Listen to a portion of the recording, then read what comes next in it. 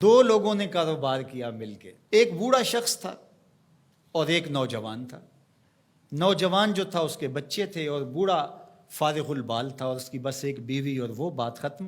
آج کل تو جو معاشیات کے ماہرین ہیں وہ سبق یہ دیتے ہیں کہ کسی سے مل کے کاروبار نہ کرنا، تھوڑا کر لینا، مل کے نہ کرنا۔ لیکن ایک زمانہ تھا کہ مل کے کاروبار کیے جاتے تھے اور برکت بھی ہوتی تھی۔ کاروبار انہوں نے کیا کھیتی باڑی کا۔ تو جب کھیتی پک گئی اور اناج کے ڈھیر لگ گئے تو اناج کو دو برابر حصوں میں تقسیم کر لیا اور کہا کہ ایسا کرتے ہیں کہ ایک مرتبہ اپنے اناج سے کچھ گندم اٹھا کر کے آپ گھر پھینک آئیں اور میں یہاں پہرا دوں، اور پھر میری باری ہو میں پھینک آؤں اور آپ پہرا دیں۔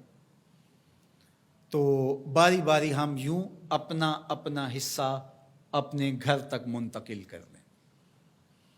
عدل کے تقاضوں کے مطابق دو برابر حصوں کے اندر، یہ ہے عدل، تقسیم کر دیا گیا۔ اب احسان کا رنگ دیکھیے۔ جب بوڑھا شخص گٹھڑی اٹھائے، اپنے حصے کی گندم سے، غلے سے کچھ حصہ اٹھا کے گھر چھوڑنے گیا تو جوان نے سوچا میں تو جوان ہوں، میرا غلہ سال سے پہلے ختم بھی ہو جائے گا تو مزدوری کر کے بچوں کا پیٹ پال لوں گا، لیکن بوڑھا کیا کرے گا؟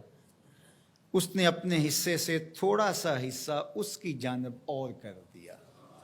یہ ہے احساس، یہ ہے احسان۔